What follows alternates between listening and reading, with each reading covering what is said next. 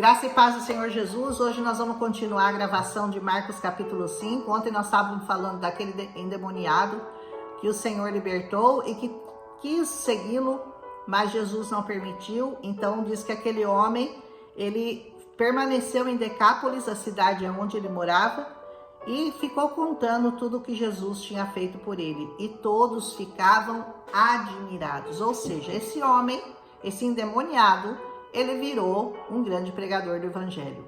Amém? Então, isso nos ensina que a bênção que você recebe do Senhor tem que ser anunciada, tem que ser contada, para que outras pessoas se admirem, vejam a mudança da sua vida e desejem a seguir a Jesus também. Diz assim: tendo Jesus voltado de barco para outra margem, uma grande multidão se reuniu ao seu redor enquanto ele estava à beira-mar.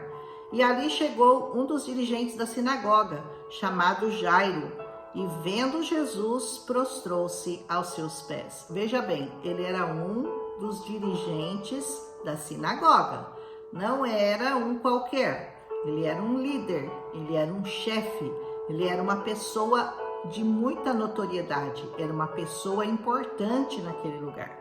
E ele reconheceu a Jesus. Mas sabe em que momento? No momento em que a filha dele estava para morrer.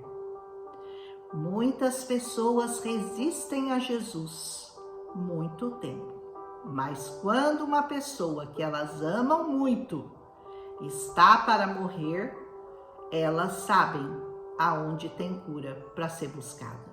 E aí elas vão até Jesus.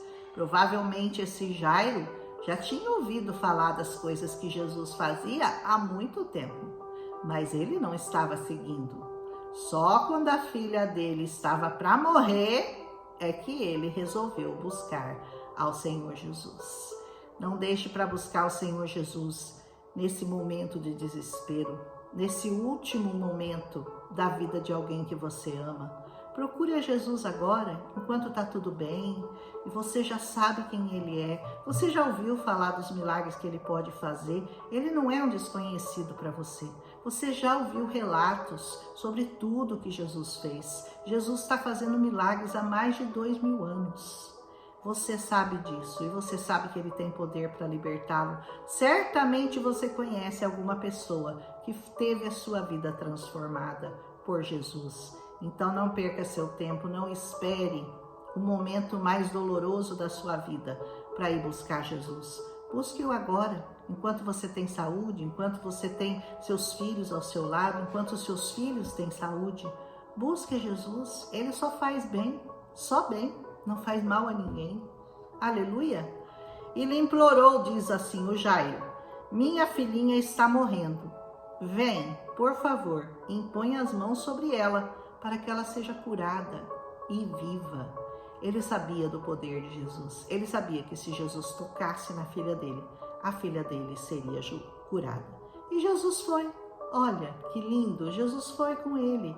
E uma grande multidão o seguia e o comprimia.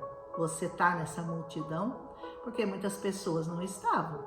Muitas pessoas estavam em suas casas. Sabiam que Jesus estava passando por ali, mas não estavam com essa multidão que acompanhava Jesus.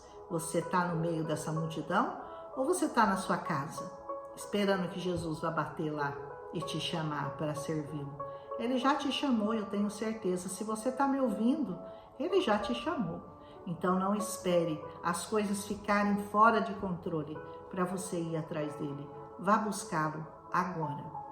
Jesus, então, estava ali uma certa mulher que havia 12 anos vinha sofrendo de uma hemorragia, a mulher do fluxo de sangue. Ela estava perdendo vida, porque sangue é vida. E aquela mulher estava perdendo a vida. 12 anos com hemorragia. Você imagina isso? Quanto tempo a vida estava se esvaindo daquela mulher? E ela padecera sob o cuidado de muitos médicos, gastou tudo que ela tinha, mas em vez de melhorar, ela só piorava. Você já gastou muito dinheiro com a sua saúde e você não melhora? Você só piora? Então saiba que Jesus tem cura para você até hoje, porque Ele não mudou. Ele é o mesmo, ontem, hoje e eternamente. E quando ela ouviu falar de Jesus, ela chegou por trás dele, no meio da multidão, e tocou no seu manto. Que grande risco aquela mulher correu para poder fazer isso. Porque você sabe, eu não sei se você sabe, mas as mulheres, quando elas estão no período delas de fluxo de sangue, elas não podem andar no meio da multidão. Era proibido pela lei, elas tinham que ficar em casa. Elas não podiam sair. Aquela mulher se arriscou. Ela foi no meio da multidão e ela, de alguma forma, ela conseguiu tocar no manto de Jesus. Amém? Porque ela pensava, se eu tão somente tocar em seu manto, eu ficarei curada. Como que a gente toca no manto de Jesus hoje? Por meio dessa palavra. Essa palavra representa o manto de Jesus. Se você for atrás dessa palavra, conhecer, buscar essa palavra, você vai tocar no manto de Jesus. Aleluia! Imediatamente cessou a sua hemorragia e ela sentiu em seu corpo que estava livre do sofrimento. Veja bem, Jesus estava indo para curar a filha do Jairo e no meio do caminho ele curou outra pessoa, porque ele não para. Jesus está preocupado em curar outra pessoa, não vai parar para me curar. Jesus vai parar para curar todo mundo que o tocar. Apenas toque no manto de Jesus e você será curado. No mesmo instante, Jesus percebeu que dele tinha saído poder. Ele sentiu, opa, eu curei alguém me tocou. E virou-se para a multidão e perguntou, quem tocou no meu manto? Porque existem maneiras de tocar no manto. A multidão inteira estava tocando no manto de Jesus, mas sem fé. Sem fé. E ele sentiu quando aquela mulher tocou de uma maneira diferente, porque ela tocou com fé. E Jesus quer que você toque no manto dele com fé, porque ele vai liberar para você o seu pedido, a sua cura. Responderam os discípulos, a multidão aí aglomerada ao seu redor, e você pergunta, quem tocou em mim? Todo mundo está tocando em você, né? Mas Jesus continuou olhando ao seu redor para ver quem tinha feito aquilo. Ele sabia, tinha saído o poder dele, ele sabia. Então a mulher, sabendo o que tinha acontecido, ela aproximou-se, prostrou-se aos seus pés e tremendo de medo, ela disse, foi eu que toquei no Senhor, no seu manto, com fé. Contou-lhe toda a verdade. Então ele lhe disse, filha, a tua fé te curou. Vá em paz e fique livre do seu sofrimento. Que o Senhor te diga hoje, filha, a tua fé te curou. Vá em paz e fique livre do sofrimento. Toque no manto de Jesus. Ele está a caminho para curar outras pessoas, mas ele parou hoje para curar você. Amém? Enquanto Jesus ainda estava falando, chegaram algumas pessoas da casa de Jairo, o dirigente da sinagoga, e diz, sua filha morreu. Sua filha já morreu. Ele diz, não precisa mais incomodar o mestre. Que duro, né? Não precisa mais que ele vá, porque ela já morreu mesmo, não há mais o que fazer. Você já se viu em situações que você pensa, não adianta nem Jesus entrar, porque já era, já aconteceu, não há mais o que Jesus possa fazer por mim, já perdi as esperanças, já morreu. Não fazendo caso do que eles disseram, Jesus nem ligou. Jesus disse ao dirigente da sinagoga, não tenha medo, apenas creia. Sabe por quê? Porque Jesus é a ressurreição e a vida. A vida nele é abundante. Então não existe morte para Jesus. A morte com ele não tem vez. A morte para Jesus é apenas o recomeço de uma nova vida. Por isso diz assim, ele não fez caso do que eles disseram. Jesus disse ao dirigente da sinagoga, não tenha medo, apenas creia. Tão somente creia. E ele não deixou ninguém segui-lo, senão Pedro, Tiago e João. Quando chegaram à casa do dirigente da sinagoga, Jesus viu um alvoroço, gente chorando, gente se lamentando em voz alta. Então ele entrou e disse, por que todo esse alvoroço, todo esse lamento? A criança não está morta, ela apenas dorme. Mas todos começaram a rir de Jesus porque eles sabiam, já tinham visto que ela tinha morrido. Ele, porém, ordenou que eles saíssem. Tomou consigo o pai e a mãe da criança e os discípulos que estavam com ele e entrou onde se encontrava a criança. Quando você precisar de um milagre de Jesus, entre no lugar que você tiver que entrar, apenas com pessoas que tenham fé suficiente para que Jesus possa agir. Jesus disse para aquele povo: vocês não vão entrar comigo, porque a falta de fé deles certamente atrapalharia aquele milagre que Jesus estava prestes a fazer. Então, muito cuidado. A palavra de Deus diz para você estar com Jesus e com pessoas que verdadeiramente acreditam naquilo que ele pode fazer.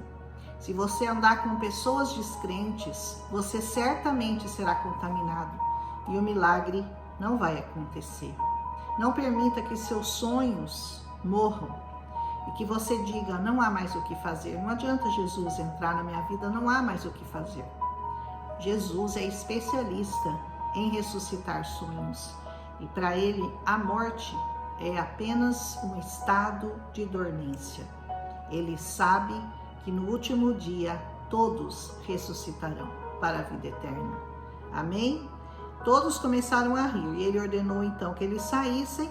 Como eu já falei, cerque-se de pessoas crentes, cerque-se de pessoas que acreditam no que Jesus vai fazer, no milagre que ele pode realizar, e afaste de você as pessoas que estão rindo, achando que Jesus não é capaz de fazer o milagre na sua vida. Ele tomou-a simplesmente pela mão e disse: Talita cumi, que significa: menina, eu lhe ordeno, levante-se. E imediatamente, aquela menina que estava morta, que tinha 12 anos de idade, levantou-se, começou a andar. E isso os deixou atônitos.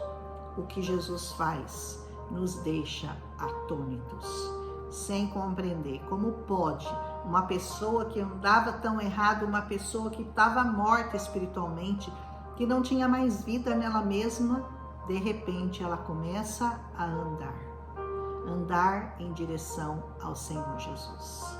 E ele lhe deu ordens expressas para que não dissessem nada a ninguém, mandou que dessem a ela alguma comida para comer. Vai lá, Talita, coma, porque você recebeu vida nova.